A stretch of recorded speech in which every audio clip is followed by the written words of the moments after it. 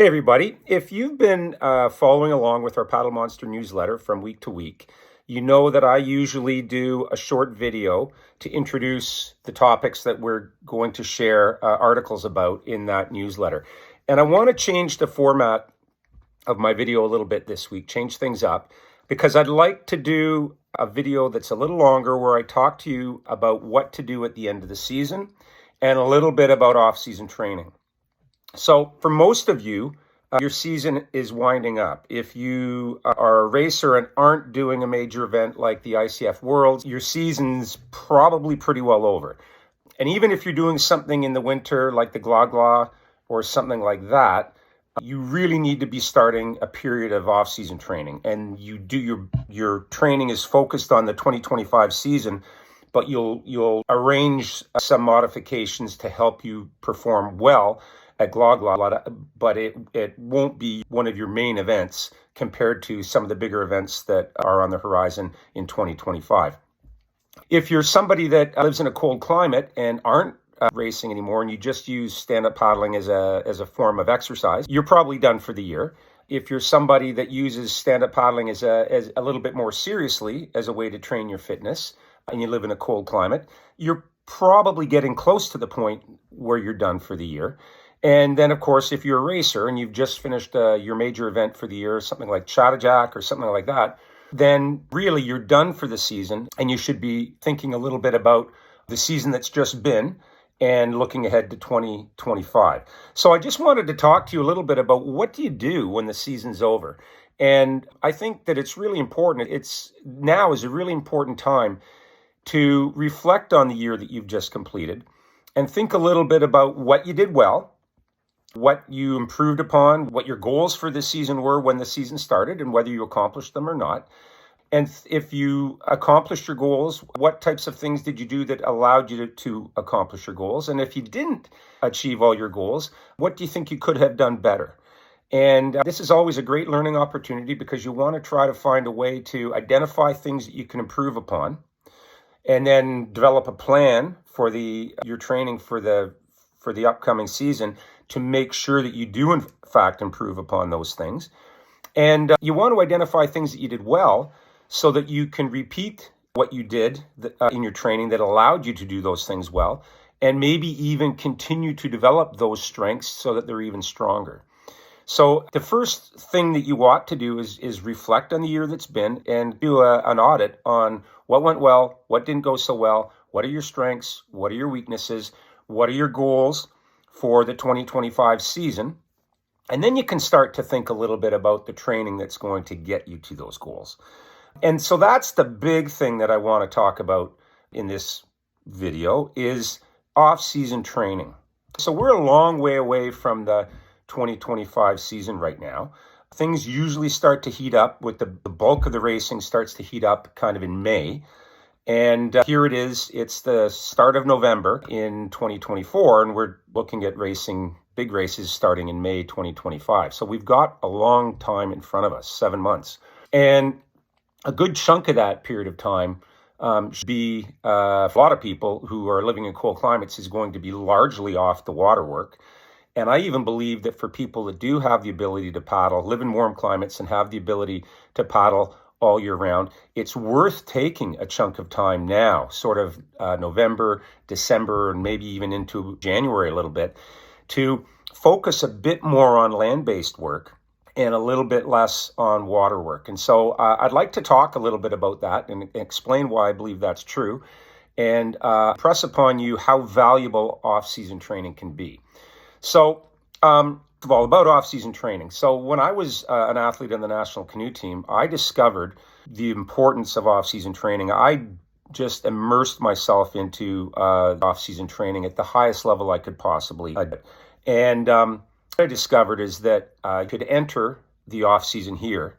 And if you did a really solid job with your off-season training, you could come out here. You'd improve in terms of your aerobic ability. You'd improve in terms of your strength. And you could improve in terms of your technique as well. Certainly, if you had the opportunity to paddle all winter, you would have opportunity to work and develop your technique.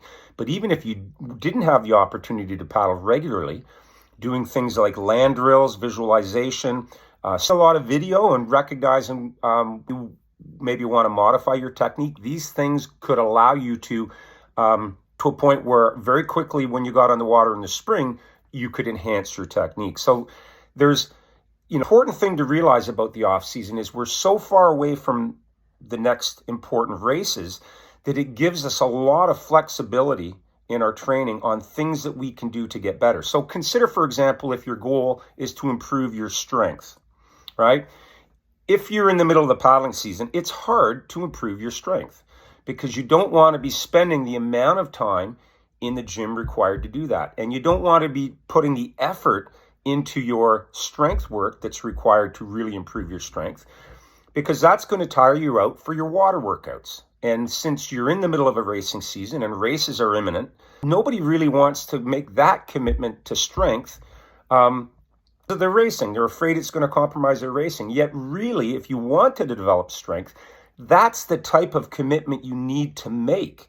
And so you don't have any races for a good period of time ahead of you. It allows you to really immerse yourself in a really thorough, comprehensive strength program that allows you to take your strength from here to here in a relatively short period of 3 or 4 months. You consider aerobic work, it sort of works the same way. Now, you might be saying, well, paddling is aerobic work and I paddle all summer, so aren't I developing my aerobic ability while I'm paddling? And the answer to that is yes, you are to some degree. But it's interesting that we're paddling, even if we're paddling really well and using our legs and our hips, our lower body a lot, which is what we should do, we're still not using our legs and our hips, our core, to the same degree that we do when we're doing a lot of land-based activities. Like consider your legs, which are the biggest muscles that we have. Think of our hamstrings and our quads. They're the biggest muscles that we could bring to bear in any exercise. And really don't use them to paddling to the same degree that we use them in a lot of land-based activities, like running, like cycling, you do the rowing erg or something like that.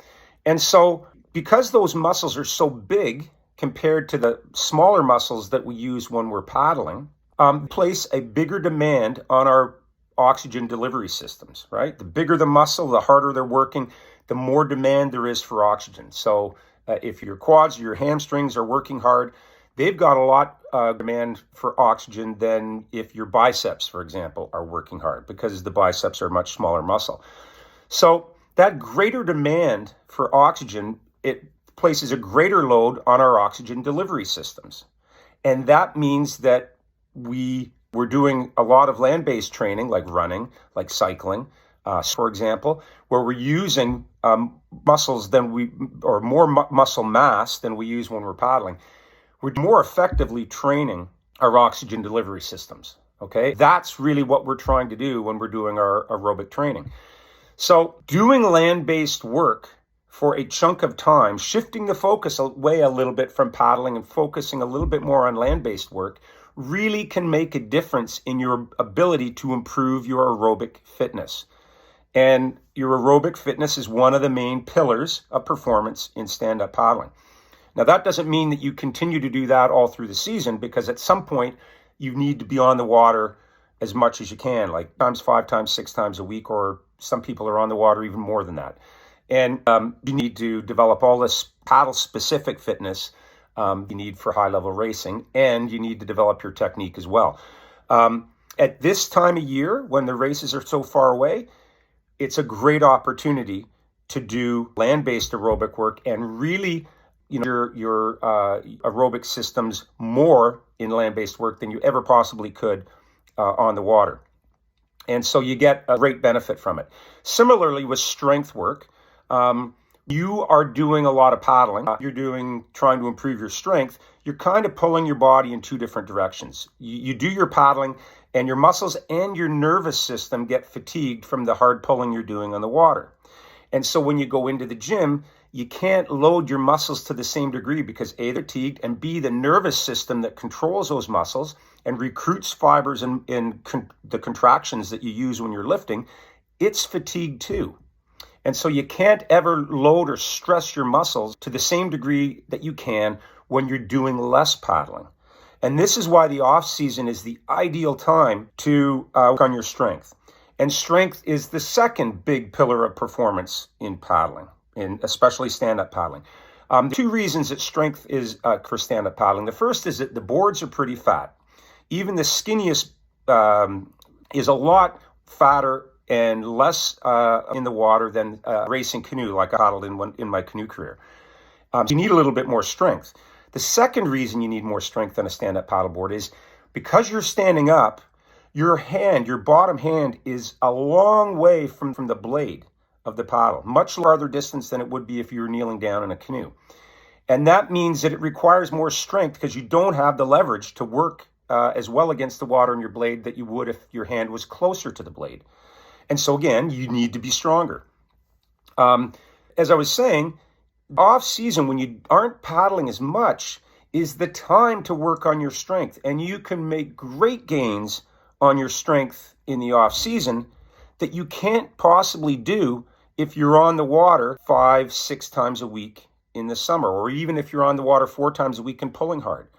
So it's imperative, if you want to address that pillar of performance, that you focus a little bit more on land-based work and maybe do a little less paddling in the off season for 3 months. Again, November, January, maybe even November, December, and maybe part of January. Then, of course, the third pillar of performance in paddling is technique. And if you're lucky enough to paddle in the off season, this gives you an amazing opportunity to work on technique because you can totally break down your stroke without fear of having to be ready to race in a week or the week after or a month from now. You've got time. So if you look at your technique and you identify that you've got issues with your technique, things that you want to improve on, can very easily to doing work on your technique without worrying about how fast you're going. And truthfully, the best way to work on your technique once you identify that there's an issue and to change it is to be very deliberate about how you're paddling so that you maximize the number of strokes where you're doing what you want to do with your change in technique and minimizing the number of strokes that don't represent what you want your technique to become. And so strongly suggest that the off season is a time that you can use to grade it from a technique perspective. And even if you're not able to paddle much, a lot of years when I was a sprint canoe paddler, I couldn't paddle during the winter because our river was frozen and the canoes were unsafe to go to take out in the bigger water on the lake. And so I would do a lot of land drills where I was putting my body into the right positions times a day, ingraining the positions that I wanted to achieve on the water in my nervous system's memory so that when I got on the water in the spring, I could find those positions really easily. And the truth of the matter is if you can find positions in the stroke, sort of the catch, middle of the pull and the exit, then your body, and you can do them really well, then your body's intelligent enough to connect the dots between those positions. And very quickly, you're going to have, solid technique. So the off season is critical for addressing all 3 of those major pillars of performance in paddle sports. And a lot of people, I think, think that when the weather gets cold, the days get shorter, not paddling as much, it's a long way till the next race, that their season's kind of over and they can hibernate for the winter and they can start thinking about serious training again the following spring. And I just want to impress upon you that really now is the time where you can make a big jump, where you can make a big jump in your fitness, where you can make a big jump in your strength, where you can make a big jump in your technique. On own personal standards, you can be here entering the off season in those 3 areas, and you can be here when you start paddling in the spring, just based on own yourself against you. But you can also make a really big jump against the people that you compete against because they don't do a solid off season of training, and you pull away from them.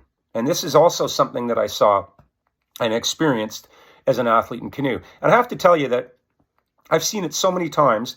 Both with myself, I've seen other athletes do it in canoe, seen both athletes who were my teammates and athletes I competed against.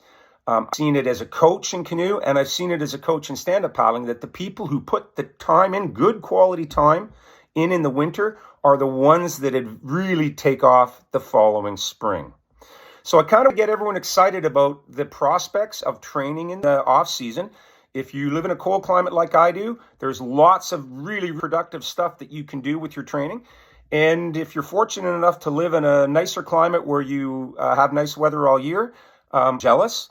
I also think that you can use the fact that you can paddle all year to your advantage, but I think you'd be wise to also focus a litle bit more, at least for a couple of months, on some land-based work, because there's a lot to be gained from that.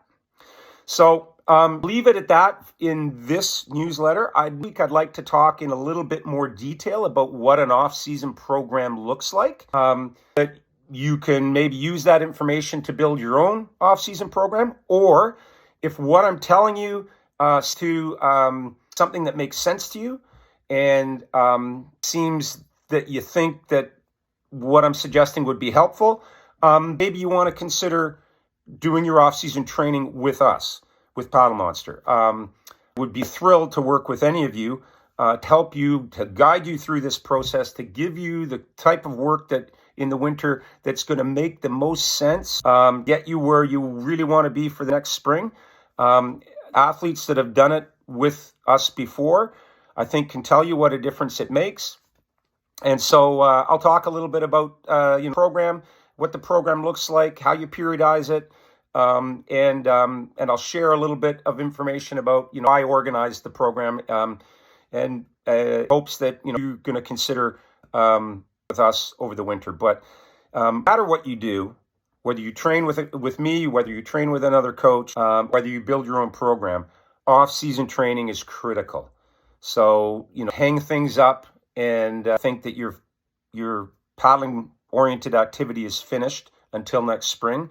There is a ton of stuff that you can do now and through the winter to be better prepared for the paddling season next spring.